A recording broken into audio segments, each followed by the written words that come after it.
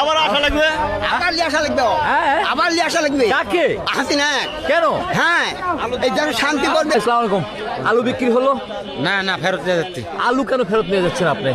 120 টাকা মনে আলু বেচা কি করবেন? এটা কোন ধরনের কথা বলেন আপনি? 120 টাকা মনে আলু আছে? দেখো আলু 120 টাকা মন তা ফেরত দিয়ে যাচ্ছি। এটা কি কুমড়িকের ছোট আলু না না নাকি? তো অ্যারোস্টিকের। অ্যারোস্টিকের ছোট আলু 120 টাকা করে মন বলছে। হ্যাঁ আর নিবা না কেউ? জুড়াই করছি। আর কেউ নিবে না?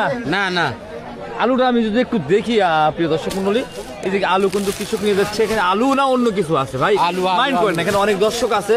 আলু। আমি যদি একটু দেখি আলু ফেরত নিয়ে যাচ্ছে, এটা কিন্তু একটা হাটের ইজ্জতের ব্যাপার, তাই না? কৃষকের আলু কেন হাট থেকে ফেরত যাবে? হ্যাঁ, এটা অবশ্যই কিন্তু দেখার বিষয় আছে। এটা চলো এক কথায় যে অ্যারোস্টিকের কি জাত আলু? মাজরা।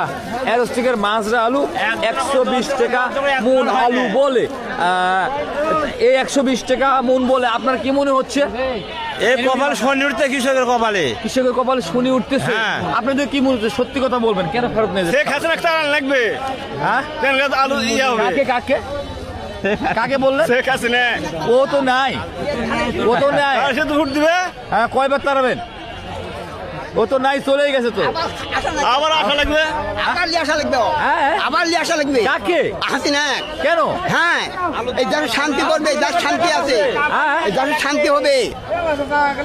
হাসিনা কেন শান্তি হ্যাঁ, হবে? শান্তি অবশ্যই হবে। দয়া আছে মানুষের উপর।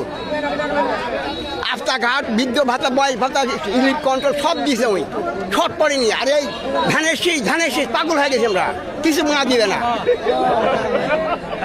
এক মন আলু কাটতে লাগতে 60 টাকা, আর বেচারিতে 100 টাকা, 40 টাকা কি হবে?